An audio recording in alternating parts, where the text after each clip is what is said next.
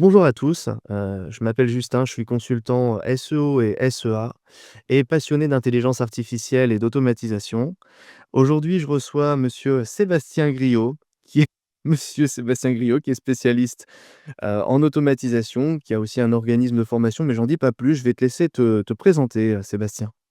Salut Justin, merci. Un peu comme toi, je dirais, hein, je fais du SEO, pas vraiment beaucoup de SEA, hein, je préfère, ceux qui arrivent «gratuitement» entre guillemets, depuis 2009, ce qui m'a conduit, dans le monde de l'inbound marketing et après dans le marketing digital de manière large. Depuis environ 2 ans et demi, en fin de compte depuis novembre 2023, on est à fond dans l'IA.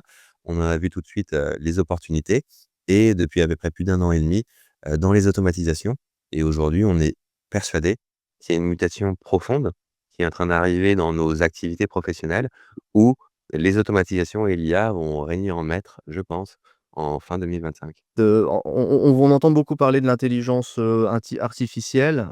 En réalité, il s'agit plutôt de l'intelligence artificielle générative, alors que l'intelligence artificielle existe déjà depuis longtemps.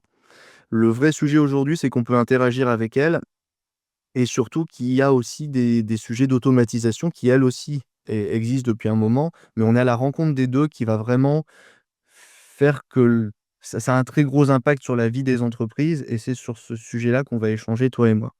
Tes activités, dans la partie automatisation, quelles sont-elles? La partie automatisation, c'est quelque chose qui m'avait intéressé il y a à peu près 5 ou 7 ans, je sais plus vraiment et j'étais parti sur un logiciel qui est un peu connu dans le monde du SEO qui s'appelle Zenoposter et donc si tu veux, ce qui se passe, c'est que j'avais donc découvert Zenoposter, mais la problématique sur Zenoposter, comme je viens de te le dire, c'est que je faisais plutôt entre guillemets «du SEO propre» et on va pas se mentir, à l'époque, je voyais plutôt du SEO un peu obscur à faire dessus, de la multiplication de contenu, ce genre de Ouais, choses. c'est connu pour ça. Ouais, voilà, que je trouvais un peu sale et puis pareil, la courbe d'apprentissage, pour un logiciel no code, il y a beaucoup de code à apprendre, notamment j'ai été très rapidement bloqué par le JavaScript. Alors on pouvait faire des trucs de dingue, mais du coup je me suis dit: «Oh putain, j'ai tous des langages à réapprendre», parce qu'on va pas se mentir, hein, le dev JavaScript, moi, pas vraiment connaître et donc du très compliqué, pas vraiment de possibilité de pouvoir le réappliquer dans mon quotidien professionnel. Donc du coup, j'ai vraiment abandonné rapidement, hein. Xenoposter, j'ai dû utiliser 3 mois et après j'ai abandonné. J'avais fait des trucs cool, mais bon, j'étais bloqué techniquement et dans l'utilisation quotidienne, donc il y a rien qui m'a poussé par rapport à ça. À côté de ça, donc le no-code, j'en avais un petit peu entendu parler, mais bon, OK. Et à côté de ça, si tu veux, donc il y a en novembre 2023 est sorti, ChatGPT et donc du coup, là, tout de suite, il s'est passé un truc. Alors, il faut comprendre un petit peu, mon passif. C'est que dans mon histoire, il y a plusieurs années, j'ai eu une agence de dev WordPress. Cette agence de dev WordPress est née du fait que j'avais un blog qui était très bien positionné sur des thématiques comme le référencement WordPress, bref. On a fait partie de cette toute première vague française qui parlait de WordPress, donc à l'époque, les 10 acteurs WordPress en France. Donc du coup, et comment est-ce que je pourrais faire, moi aussi, pour aussi gagner de l'argent par le SEO et l'affiliation, quelque chose que je ne connaissais pas à cette époque, on parle, il y a 15 ans. Donc du coup, je me renseigne un peu et j'ai ouvert un autre site web à côté, qui n'existe plus aujourd'hui, sur lequel, en fin de compte, toute la journée, j'écrivais du contenu, les 10 thèmes ceci, les 10 plugins cela et j'en faisais à la chaîne et on a trouvé une feinte, c'est qu'en fin de compte, on faisait traduire notre site a été traduit en 70 langues, je crois, un truc dans le genre et tout ça passé par du Google Translate, donc c'était sale, sauf que ça positionnait bien sur Google. À cette époque-là, je trouvais pas ça passionnant du tout. Hem Toute la journée, je réemployais la même sauce. Je savais exactement comment j'allais arriver sur un thème, ce que j'allais chercher, comment j'allais mettre en avant certaines choses et il y a 10 ans, je me suis dit: «Mais putain, une machine pourrait faire ce que je fais». Mais quand ChatGPT est arrivé, bah, j'ai instantanément compris que je pouvais refaire très facilement ce genre de bloc que je faisais. J'ai testé, ça a marché. Quand la version 3.5 est arrivée en grand public, ouais, tout de suite, j'ai compris qu'on pouvait Ouais, ça vraiment commence à être du sérieux. ah oui, instantanément, instantanément. Il nous a pas fallu 5 minutes pour se dire: «Ça y est, on y est. Le produit qu'on voulait, il est déjà disponible. On peut déjà réattaquer de l'affiliation dessus». Instantanément, on a commencé à l'utiliser et du coup, bah, ça a commencé à infuser dans tout ce qu'on a fait. Dès qu'on se posait une question, on allait regarder. J'ai quand même une fierté toute particulière, c'est que je pense que je suis en France un des tout premiers à avoir parlé des hallucinations de l'IA.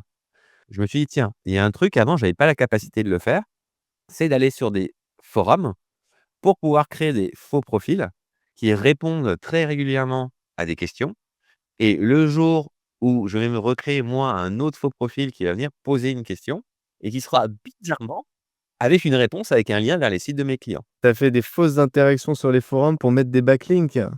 Et donc du coup, je voulais montrer patte blanche. Donc du coup, ce que je me suis dit, je vais aller sur les forums et je vais automatiser des réponses où à chaque fois que je donne une réponse, je donne une source. Parce que je veux que le jour où je le fasse, ça passe crème et que personne ne se rende compte. Donc du coup, je vais sur un forum hyper spécialisé dans je ne sais plus trop quelle maladie, mais vraiment un truc, hyper spécialisé. Je commence à passer à ChatGPT, les questions, je lui demande ce que je veux faire et puis là, il commence à se mettre des sites web. OK, cool. Je clique dessus, je m'en souviendrai très bien. Premier lien, 404, mais le site existe. Ah, OK. Deuxième lien, la page existe. Ah, OK, donc du coup, je fais: «Ah bah tiens, il trouve bien des sites» et puis quand je commence à cliquer, assez rapidement, je suis arrivé sur des sites qui n'existaient pas et je me suis dit: «Bah, comment ça, le site n'existe pas?» Donc du coup, je suis allé faire un Whois tout de suite et c'était un Mmh. site genre, le site de l'association de je sais plus quelle maladie. Enfin, le truc, il avait l'air mais tellement officiel. Je me suis dit: «Mais comment ça? Ça existe pas?»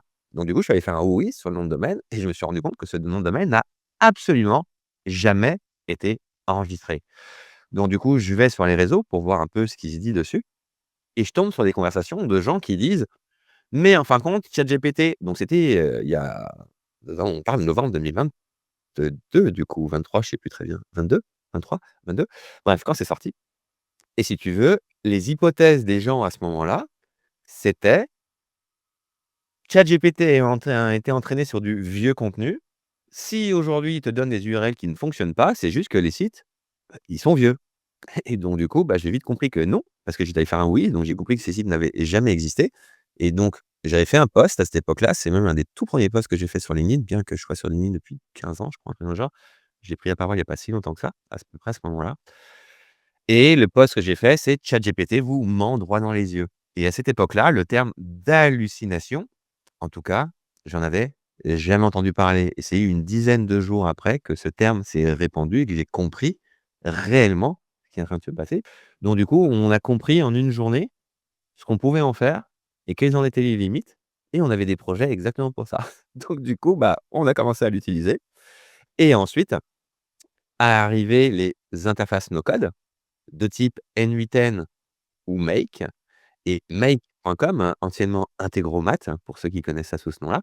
Make.com, c'est une solution alors je suis pas commercial Make, si tu veux être mon lien d'affiliation avec plaisir, mais en fin de compte, tu es payé tellement des copinette qu'il faudrait vraiment qu'il y ait des centaines de personnes qui s'abonnent pour que ça fasse quelque chose. Donc aujourd'hui, moi, je parle vraiment de Make, sans intérêt. Aujourd'hui, j'étais en train de former des salariés à la découverte vraiment profonde des IA pour être en mesure de pouvoir accompagner des entrepreneurs et les conseiller. Donc on discutait un petit peu à un moment donné des automatisations et je leur ai montré Make. Make, c'est quelque chose où tu travailles avec des espèces de bulles et tu as une bulle, par exemple, Google Sheet, tu la poses et tu peux choisir des fonctions intérieures, genre, chercher une ligne à l'intérieur et tu as rien à faire si ce n'est poser la bulle, mettre le mot de ce que tu veux dans le filtre et ça fonctionne. Bon, Make, ça a certaines limitations. Ça ne peut pas du tout faire ce qu'un Xenoposter peut faire, pas du tout. Par contre, avec Make, on peut déjà faire des trucs assez ouf, mais c'est l'arrivée de l'intelligence artificielle et le fait de pouvoir faire une bulle à base d'intelligence artificielle et cette bulle, ça va être comme un programme informatique. Par exemple, je peux d'un côté prendre une bulle Make sur Gmail, me connecter sur Gmail, récupérer mes mails et envoyer chaque mail que je reçois à une intelligence artificielle qui va, par exemple, avoir pour but de, je sais pas, classer cet email selon une classification de mon entreprise, par exemple. Est-ce que c'est un mail d'un de mes collaborateurs? Est-ce que ça demande une réponse urgente? Est-ce que ça peut attendre? Et là, ce que je suis en train de te dire, bah, c'est typiquement le genre d'automatisation très simple qu'on vient mettre en place dans le cadre de nos propres projets. Puisque aujourd'hui, bah, je suis directeur marketing à temps partagé. Dans notre structure, on n'est pas beaucoup. Donc nous, on intègre directement les entreprises et un détail technique, mais qui prend du temps, c'est qu'on a des boîtes mail au nom de nos clients. OK. Donc du coup, ça veut dire que tous les matins, il faut que j'aille checker toutes les boîtes mail à mon nom ou alors que je reçoive tout chez moi, que je fasse une redirection. C'est ce que je fais pas. Moi, je laisse tout chez le client. Par contre, on a une automatisation qui, tous les matins, se connecte à la boîte mail, télécharge tous les mails de la veille pour les classifier et me refaire un mail à moi pour me dire quels sont les mails urgents et importants que je dois aller regarder, plus un résumé de ce que ça contient à l'intérieur. Voilà, et cette D'accord. boucle-là, et donc j'ai plus qu'à regarder ce mail-là et à savoir si j'ai besoin de me connecter sur cette boîte mail et faire quelque chose ou pas. Donc Et tu as ça, un assistant c'est un assistant, si je comprends bien, pardon, mais qui te fait un résumé de tout ce que tu as sur ta boîte mail et ça te permet de voir d'un coup d'œil s'il y a un intérêt ou pas à mettre le nez dedans, en gros, quoi. exactement. Ces bulles, c'est en fin de compte des connexions par API et en fin de compte, ce qui se passe, c'est que c'est eux qui assurent pour moi le maintien de ces API, ce qui aussi coûte des sous. Quand toi, dans ta propre entreprise, tu fais C'est tes pas propres faux. programmes et que les API, il faut les changer. Les abonnements sont, je sais plus, 10, 20, 30 €. Après, c'est les coûts API qui sont générés, par l'intelligence artificielle, quoi, éventuellement, voilà. Alors, la vérité, c'est qu'on a déjà un abonnement qui coûte plusieurs centaines d'euros, en réalité. Heu, oui, bah, oui, parce que quand tu fais un paquet d'opérations, ça commence à chiffrer quand même. Alors les coûts API des logiciels qu'on utilise. Alors, il y en a certains qui en ont pas, pas vraiment. Aujourd'hui, alors je sais c'est vrai que j'ai peut-être pas une bonne vision parce qu'aujourd'hui tous les clients avec lesquels on travaille ont souvent des solutions payantes, notamment soit, chez Google, soit chez Microsoft. Donc on travaille pas des versions par exemple, on travaille avec Google Workspace payant, par exemple. Donc je sais pas si aujourd'hui les appels API de Google Sheets, Google Docs, Google Drive sont limités, mais en tout cas, nous, on n'a pas vu de limitation, jamais. J'ai jamais été bloqué à ce niveau-là, j'ai jamais payé quoi que ce soit en plus. Par contre, ce qui va payer en plus, c'est souvent les alors il y a pas que ça, mais c'est d'abord les coûts liés à l'intelligence artificielle, souvent, primordialement. Donc je vais avoir et c'est là où aujourd'hui, dans l'ut en tout cas, c'est comme ça qu'aujourd'hui on vient aborder, l'IA et Make, c'est d'atomiser les problématiques. De faire que chaque assistant, parce que c'est des assistants qu'on configure derrière, Oui, ouais, utilise un modèle différent en fonction du coût nécessaire pour, l'utilisation de ce nœud ou de ce module. Parce que pour ceux qui nous écoutent et qui connaissent pas le fonctionnement des API, en gros, une API fonctionne avec un modèle qu'on choisit de par exemple, pour parler, de ChatGPT, il y a plusieurs modèles chez ChatGPT qui ont tous des coûts différents et des caractéristiques différentes, donc des utilités, pour du calcul. Vous pouvez prendre du O3 mini ou il y a peut-être même d'autres modèles qui marchent bien, mais pour tout ce qui est textuel, on va plutôt passer sur du 4O, par exemple, anciennement le 4 turbo, je crois. Et en fait, à chaque fois qu'on va rentrer un paquet de mots à l'intérieur et qu'il va en sortir un autre paquet de mots, on va avoir une certaine somme qui est, facturée et qui est calculée en token. Le token, c'est, des morceaux de mots, en gros, pour vulgariser un peu le sujet et c'est ce qui, au final donc l'automatisation Make, à chaque fois qu'il y a un petit module qui se déclenche, il y a un coût qui est compris dans l'abonnement, mais surtout ce petit module, il va peut-être provoquer un passage de texte dans l'API qui va générer de la facturation derrière, c'est à complètement ça, l'action. Voilà. c'est complètement ça. Et il y a des facturations selon les modèles. On va être, extrêmement peu cher. Par exemple, aujourd'hui, l'utilisation, d'un 3.5, par exemple, c'est quelque chose qu'on va beaucoup utiliser dès qu'on va devoir faire une opération logique sur quelque chose. Juger de quelque chose, souvent, c'est fait par du 3.5, que ça coûte pas cher et qu'il en tout cas sur ce qu'on teste, on part sur du 3.5 au démarrage sur ce genre de choses pour que l'opération coûte 0,001 centime, hein. Grosso modo, c'est à peu près ça. Toi, tu travailles dans le SEO, donc tu as quand même de la rédaction de contenu où tu dois utiliser des modèles assez poussés quand même? Alors ouais, tout à fait. Aujourd'hui, on peut aussi bien accompagner en tant que direction marketing, virtuelle que de venir garder les mains dans le cambouis sur certaines tâches. Donc typiquement, bah, je fais du SEO depuis 16 ans, j'adore ça. Je reste au travail pour pouvoir, quand je demande à quelqu'un d'autre de le faire, encore être dedans quoi, tout simplement. Donc du coup, on accompagne des clients à ce niveau-là, mais on a une problématique, hein, la production de contenu. La production de contenu, quelle énorme problématique. Donc du coup, forcément, on y a réfléchi Et donc on arrive aujourd'hui à faire pas mal de choses en termes de production de contenu, que ça soit par exemple, imaginons qu'on soit dans un secteur d'activité qui soit soumis à de l'actualité quotidienne. Aujourd'hui, on a des scénarios sur Make qui travaillent très, très bien pour te produire de l'actualité quotidienne. Aujourd'hui, monter un site de news à base d'IA, c'est enfantin. Tu peux publier facilement 3 à 4 fois par jour de la news si tu es dans un secteur qui produit de la news régulière sans aucune difficulté et être quasiment, en France, le premier à parler de certaines choses.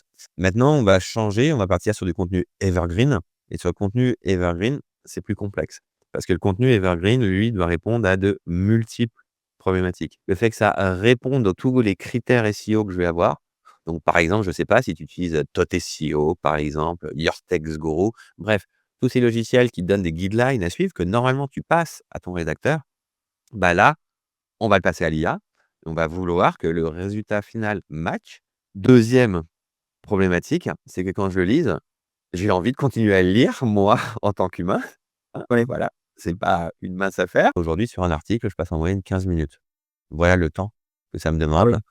Avant, quand j'étais on parle d'il y a 6 ans, je passais environ 2 jours et demi pour faire un article. L'écriture de contenu, je l'ai regardé tout à l'heure, je crois que c'est 378 bulles make dans notre scénario Quand même. pour pouvoir le réaliser. Mais c'est la seule automatisation qu'on ait jamais faite aussi violente que toutes celles-ci. Toutes les autres à côté, l'autre là, je te parlais pour mes mails, je l'ai vu en tout à l'heure, on en a 3 là, je crois qu'il y en a 8 ou 9 de bulles à l'intérieur et ça fait le job. Faut bien se rendre compte qu'aujourd'hui, ce qu'on fait, ça aurait été des facturations de plusieurs dizaines de milliers d'euros, si c'est peut-être plus, alors qu'aujourd'hui, on parle en milliers d'euros. C'est ça, aujourd'hui, pour moi, la révolution que ça vient changer, c'est que en plus, je peux quasiment reproduire des logiciels SaaS sur Make grâce à l'IA. Grâce à ces fameuses bulles, aujourd'hui, je vais créer des bulles fonctionnelles. Bah, j'arrive à me détacher de certains logiciels où aujourd'hui, je recrée mes propres logiciels, mais hyper adaptés pour moi. Je vais donner un exemple très particulier. Donc, je suis dans les SEO et bizarrement, aujourd'hui, je mets en place des automatisations pour des entreprises qui n'ont rien à voir avec le SEO. Souvent, le SEO est la porte d'entrée et à partir du moment où ils pigent ce qu'on est capable de pouvoir faire avec, on commence à rapidement changer de sujet de conversation. Et si tu veux, il y a une personne que j'ai eu au téléphone, enfin en visio, plusieurs fois avec lequel, allez, je croise les doigts, on devrait travailler. Mais toi, je te l'ai dit, c'est tellement profond ce qu'on vend. Le gars, il m'a dit, et il me fait: «Mais Sébastien», il fait: «Tu te rends pas compte à quel point tu es en train de transformer mon entreprise». Il fait: «Moi, je venais te voir au début pour écrire du contenu. Maintenant, ce qui se passe, c'est qu'il va falloir que je réfléchisse pendant 3 mois à ça va être quoi le futur de mon entreprise. Parce que tout ce que tu es en train de me dire, ça change le travail de tout le monde». Je vais te donner un exemple tellement éloquent. C'est un cabinet d'avocats. Ils reçoivent toute la journée des scans et si tu veux, il y a une personne, l'assistante, 80 de son temps de travail consiste à, renommer les scans pour savoir ce qu'il y a à l'intérieur. OK, d'accord. Sur Make, c'est à peu près automatisable en 30 minutes. Je viens de décharger quelqu'un d'un travail débile et stupide à faire toute la journée. Alors moi, je préfère voir ça en me disant quelque chose, c'est qu'à titre personnel, les fois où j'ai le plus souffert au travail, c'est quand je me suis fait chier. Et donc du coup, aujourd'hui, j'ai vraiment l'impression que ce que je permets aux gens, c'est d'arrêter de s'emmerder au travail et de enfin commencer à utiliser leur cerveau pour des choses plus intéressantes que renommer des scans. Heu, je trouve pas ça hyper passionnant. On est aujourd'hui face à une vague de destruction massive d'emplois. C'est vrai, mais massive, d'une taille que je crois qu'on n'imagine absolument pas du tout. Par contre, à côté, ce serait un peu difficile de pouvoir te dire ce qui ne va pas être construit à côté. Si tu veux, nos amis les capitalistes ont un terme pour ça, qui s'appelle la destruction créatrice. Donc du coup, il s'avère que ça a toujours fonctionné jusqu'ici, hein. Je suis pas Nostradamus, donc je serais un peu en peine d'être en capacité de te dire réellement ce qui va se passer. Par contre, la réalité des choses, c'est aujourd'hui, si je n'embrasse pas l'intelligence artificielle dans mon quotidien, je pense que d'ici 1 ou 2 ans, je peux fermer la porte. J'aurais aimé avoir des cas un peu des cas d'usage que tu as pu rencontrer ou des automatisations, des exemples d'automatisation que tu as mis ou que tu vas mettre en place, dans certaines activités. Je pense notamment aux entreprises de services, agences de voyage. Je sais que tu bosses aussi avec des agents immobiliers. Et qu'est-ce que tu as des exemples de choses que tu mets en place pour eux, des choses que tu as découvert et sur lesquelles tu bosses? Alors, aujourd'hui, en termes d'automatisation qu'on peut mettre en place, déjà, première chose, gestion des réseaux sociaux. Alors, ça va Ouais. dépendre de quoi on produit, dans quel milieu. On peut aller jusqu'à tout générer. Certains milieux s'y prêtent très bien. Il y a d'autres milieux, on va plutôt partir sur du contenu qui nous est donné et on va venir céder de l'IA dans le process. Mais aujourd'hui, quand je parle de gestion des réseaux sociaux, je vais te donner un des tafs du community manager les plus relous que je connaisse. Aller laisser des commentaires et répondre à ces commentaires. Oh là là, ça peut être excessivement chronophage. Hein, j'ai eu le malheur d'avoir des posts qui fonctionnent sur LinkedIn. Non, je rigole, hein, je suis content. Mais blague à part, quand tu as, dans la journée 150 personnes à qui répondre, je te jure que d'un seul coup, tu comprends tout de suite ce que c'est que le métier de community manager, hein. Tu fais: «Ouhou! Oh la vache, je vais passer ma journée à répondre à des commentaires, super!» Donc aujourd'hui, tu peux, par exemple, venir prendre du Phantom Buster qui est connectable par API, Ouais. venir connecter tout ça sur du Make, brancher tout ça sur du ChatGPT et venir, d'une certaine manière, gérer tes commentaires. Mmh. Par exemple, aujourd'hui, notre petite agence, donc je vais te montrer ce qu'une petite agence maintenant peut faire. Donc on a une extension ici, on va venir choisir quel type de personnalité on est. On va venir dire quel type de commentaire on veut laisser, donc moi je suis plutôt sarcastique. En effet, je suis plutôt de profil débatteur. On va venir affiner notre style, par exemple, est-ce que je le connais ou pas pour le tutoiement. Je vais lui donner ma Ouais, tu génération l'adaptes un peu à ton persona, mmh. exactement et Mmh. on va venir ajouter 2-3 petites choses comme par exemple une question ouverte et quand je vais cliquer du coup sur le fait de commenter, on va avoir, j'espère, en direct, allez, dépêche, voilà, un commentaire qui remonte. «Ah, micro problème». Alors aujourd'hui, je sais pas, on va lire de quoi il parle. «Tu veux convertir ton site à plus de vie, j'ai intégré un agent IA, OK. On refait notre site, grâce à lui. Voici ce que fait l'agent, il analyse, il réécrit ton contenu, il structure ta page. OK, super». Ouais, donc là, il t'a lu tout le post et il t'a généré un commentaire.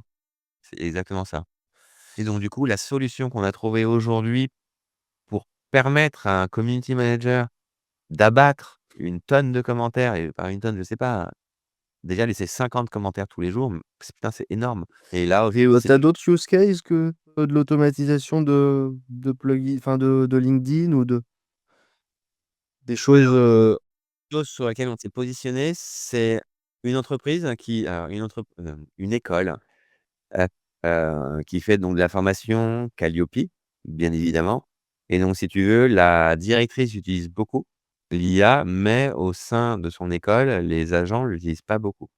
Donc du coup, le projet qui est dans les tuyaux, c'est un espèce de super ChatGPT, mais adapté à l'entreprise. On est capable de pouvoir faire ça assez facilement, en vérité.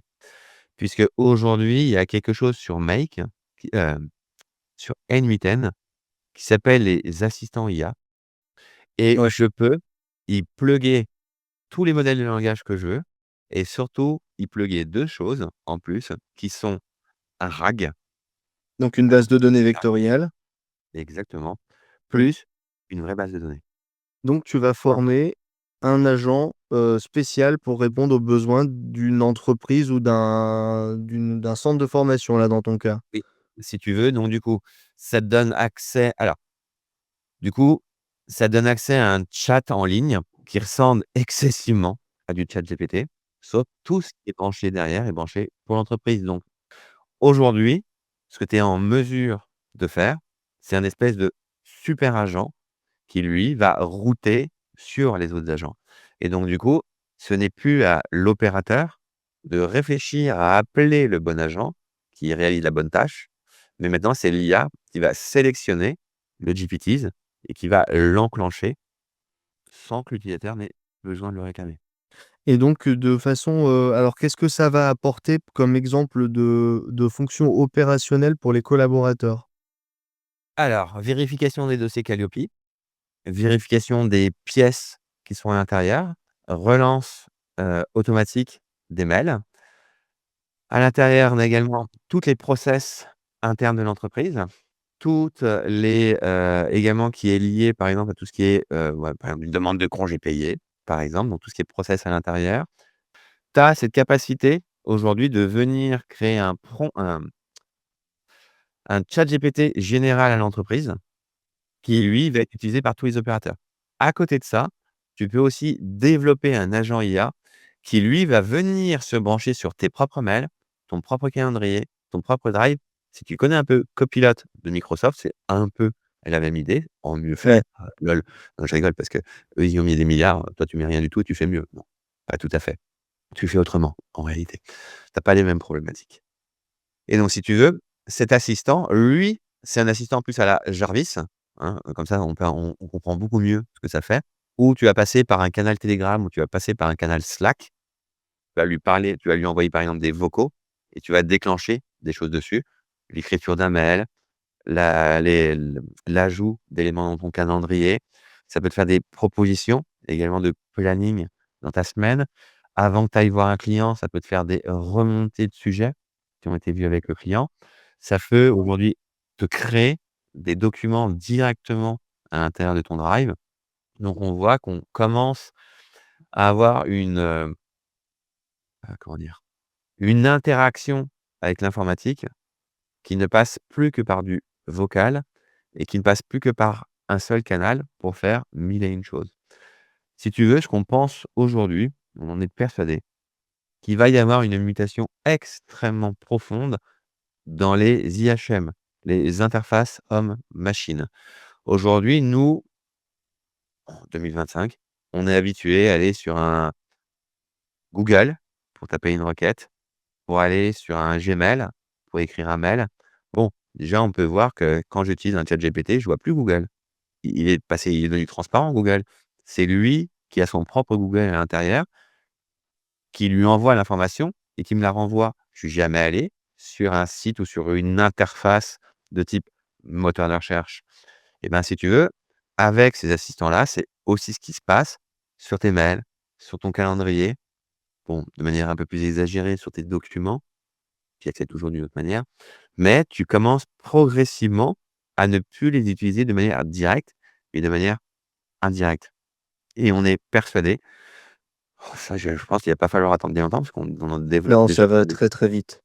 pour des clients, hein, donc aujourd'hui, on est persuadé qu'il va y avoir un vrai changement de paradigme dans l'utilisation de l'outil informatique et allez, soyons fous, peut-être que mes petits-enfants se demanderont: «Qu'est-ce que c'est que ça?» C'est pas faux. Oui et puis on va déjà prendre le temps de s'adapter aux bouleversements, techniques et humains qui vont avoir lieu dans les prochaines années. Tu C'est sais, bien regarde si ça arrive pas tout de suite. oui, c'est bien pour nous, mais si tu veux, il me semble que, ce que toi tu fais aujourd'hui, c'est que tu te poses des questions sur, l'implication, l'arrivée de l'IA et des automatisations pour les PME. Moi, je pense aujourd'hui quelque chose. Je pense qu'il faut pas attendre parce qu'en fin de compte, ça ne nous attend pas. Ça devrait. Je fais partie de ces gens qui pensent que tout ça, ça devrait être réglementé. La manipulation génétique, par exemple, c'était quelque chose de très nouveau et pourtant on a réglementé dessus extrêmement rapidement. Ouais. Aujourd'hui, je pense que ça a déjà infusé. C'est trop tard. Ouais, Voilà. mais là, en plus, il y a la compétition entre les pays. C'est la course à qui va développer l'IA la plus puissante. Il y a des sujets économiques, il y a des sujets, bah, un peu comme la conquête spatiale et la course à l'armement. Ça va être un peu qui a la plus grosse, intelligence artificielle et bah, ça se voit d'ailleurs, Trump qui met un chèque de 500 milliards. Enfin, c'est la course à qui va, avoir le système le plus performant parce que ça aura un impact tellement fort sur la productivité et sur le monde économique de chaque pays et sur la domination, parce que c'est aussi beaucoup une histoire de domination À dans le quel point monde, il hein. est évolué. Mmh. et c'est ce qui fait qu'aujourd'hui c'est pas régulé. On va pas les États-Unis vont pas empêcher OpenAI, de continuer à développer leur système si ce serait se tirer une balle dans le pied, ce serait laisser la Chine avec DeepSeek et c'est toujours l'histoire du monde qui se perpétue en fait, hein. Faut quand même savoir que, le gouvernement américain, au niveau de l'armée, a investi beaucoup d'argent dans toutes les boîtes IA. Donc aujourd'hui, il y a déjà beaucoup d'argent militaire qui est injecté à l'intérieur. Donc oui, aujourd'hui, heu, il me semble, j'ai pas envie de dire une bêtise, mais il me semble que OpenAI a retiré quelque chose de sa déclaration d'utilité publique. Il a retiré le fait qu'il ferait pas d'armes avec. Ça a été retiré. C'est-à-dire qu'aujourd'hui, il n'y a plus ce mot à l'intérieur. Va vérifier ce que je suis en train de dire et il me semble que la notion de ne pas servir d'armes a été retirée et donc aujourd'hui, potentiellement, Ouais, ils peuvent potentiellement. ou c'est Anthropic, je sais plus, l'un des 2. Heu, Anthropic, par exemple, s'est rapproché de Palantir. Je sais pas si tu sais qui est Palantir? Palantir, c'est la plus grosse entreprise mondiale de renseignement. Ah voilà, voilà, hein? Donc inutile inutile de dire que oui, oui, oui, oui, les États sont très impliqués dans les développements de l'intelligence artificielle. Mais pour revenir sur, le sujet de base qui est, l'appropriation de tout ça par les PME, voire les TPE. En fin de compte, aujourd'hui, je pense que, faut embrasser, enfin, toi, c'est ce que j'ai fait. Faut embrasser ces systèmes, faut en comprendre les limites et je pense qu'aujourd'hui, ça vient juste complètement transformer notre travail. Et si tu veux, à côté, on assiste à un espèce de rouleau compresseur, je crois qu'il y a juste pas d'autre mot, où on voit que d'ici 1 an, 18 mois, il va y avoir un shift complet des entreprises dans le marketing. C'est juste Ah oui. Mmh. limpide. C'est juste limpide. Donc aujourd'hui, moi, je dirais que notre survie. Je pense qu'aujourd'hui se jouent nos 10, 15 prochaines années de travail, là, maintenant, tout de suite. Si je veux du travail dans 10 ans, alors dans ce cas-là, il faut y aller dur sur les automatisations à base d'IA et être en mesure aujourd'hui de pouvoir intégrer des entreprises avec un catalogue d'automatisation qui font que je t'intègre dans mon catalogue et je viens aujourd'hui te soulager, par exemple d'une partie de ton marketing, hein. Mmh. On parle d'écriture de contenu, on va parler de poster sur les réseaux sociaux, mais aujourd'hui l'écriture d'une newsletter, c'est devenu enfantin. Un autre truc qui peut être chronophage, laisser des avis, hein, gérer les avis, la réputation, ça prend du temps. Un chatbot sur son propre site pour pouvoir conseiller ses utilisateurs, ses clients.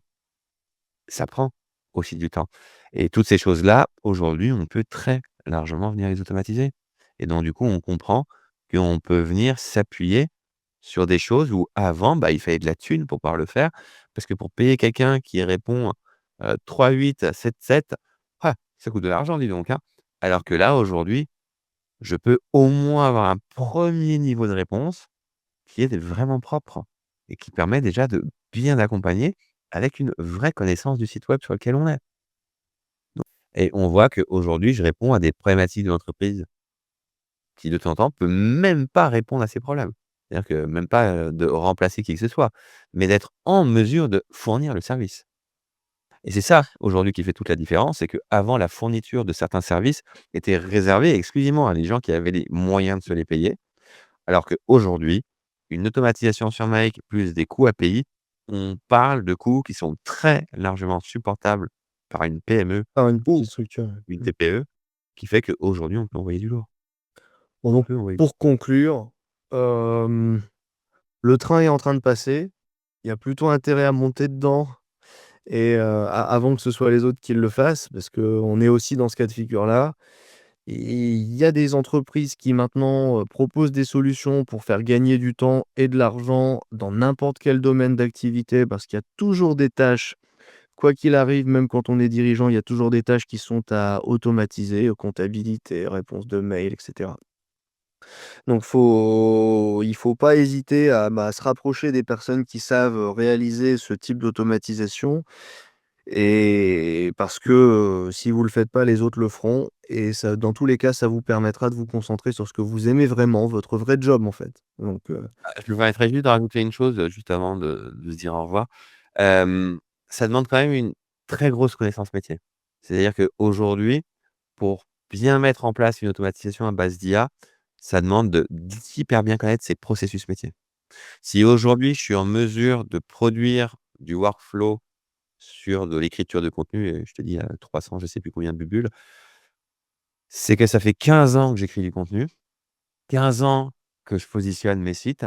Je sais très exactement ce que je veux, comment je le veux et j'ai suffisamment travaillé avec l'IA pour comprendre quand ça va pas le faire, quand il va falloir que je le fasse autrement, que je trouve une technique de Sioux pour régler un problème et donc du coup, je vais être obligé de découper mon process. Aujourd'hui, avoir une vision, je dirais, trop planante sur son entreprise, trop planante sur ses process, pas bien connaître exactement ce qu'on fait, alors les process automatisés vont pas être ouf. Vraiment, aujourd'hui, il faut travailler avec chaque personne sur son poste et qu'elle nous ouais. décrive très exactement ce qu'elle fait et comment elle le vit. Comment: «Ah, j'ai ce problème-là», comment toi tu le règles? Comment tu l'interprètes? Comment toi tu vois les choses? Parce que toi, tu connais ton métier. Toi, ça fait 10 ans, ça fait 15 ans, ça fait 20 ans que tu le fais. Explique-le-moi, permets-moi de bien le découper. Montre-moi à l'intérieur tout ce que tu trouves relou dans ton métier et on va trouver une solution pour le rendre beaucoup moins relou et tout ce que tu aimes bien faire et ben, on va trouver une solution pour que tu le fasses encore mieux. Parce qu'il y a aussi un truc qu'on dit pas, c'est que les automatisations, on a l'impression que ça vient nous remplacer dans ce qu'on a à faire. Oui, c'est possible, mais ça peut aussi faire autre chose. Ça peut aussi venir augmenter ce qu'on fait. Je vais finir par un exemple. Hem, Si tu veux, aujourd'hui, donc ça, c'est pas une automatisation, c'est fait à base d'IA.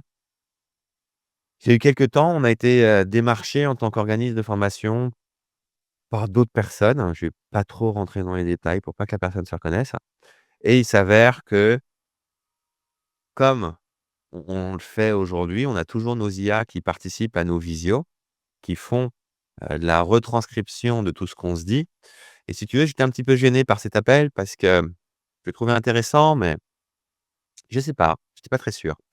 Donc du coup, ce que j'ai fait, en tant que dirigeant d'entreprise donc, puisque c'était un choix de savoir s'il fallait, continuer, s'associer avec quelqu'un ou pas. Bah, il s'avère que j'ai pris l'intégralité de la conversation. Je l'ai envoyé pour le coup à Claude 3.7 en version, pensante. Je lui ai dit tout simplement: «Voici la conversation que je viens d'avoir avec une personne». Je lui ai tout envoyé et très spontanément, il m'a remonté plein de warnings. Ce à quoi je lui ai juste renvoyé en disant: «Tiens, il m'a répondu de ces 2 mails depuis» et bon, je peux pas te le montrer parce que c'est enregistré, mais il faudrait vraiment que je te montre la, réponse qu'il a faite. Ça m'intéresse, ouais. Ouais, OK. Elle est vraiment les warnings qu'il met, c'est: «Arrête de travailler avec lui. Il est en train d'essayer de faire ci, il est en train d'essayer de faire ça. Si j'étais toi, je le ferais pas». Waouh! Alors, j'ai déjà échangé avec l'IA. J'ai déjà fait du brainstorming avec l'IA, mais j'ai encore jamais passé quelque chose à l'IA ou dire: «Prends une décision à ma place». Je n'arrive pas à décider. Parce que si tu veux, je suis un être humain, j'ai des biais cognitifs. Je pense que certaines personnes doivent se rendre compte de comment me parler pour m'activer et donc du coup, je m'en méfie comme de la peste et donc du coup, aujourd'hui, l'IA m'a permis de, prendre du recul et de lui répondre juste: «On va s'arrêter là». En tout cas, bah, on peut voir que même une utilisation qui peut sembler simple, peut quand même avoir des répercussions profondes sur les choix qu'on fait pour son entreprise. Donc voilà. Bon, bah, en tout cas, merci beaucoup, Sébastien pour cet échange enrichissant. J'espère que ça va aider, du monde à comprendre, mieux le moment, l'époque dans laquelle on se trouve et que, bah, chacun, s'y mettra à son échelle pour avancer avec le monde quoi, hein, simplement. Survivre. Mmh. Ah, je le vois comme ça. Eh bien, encore merci à toi. Je te dis, à bientôt. Ciao.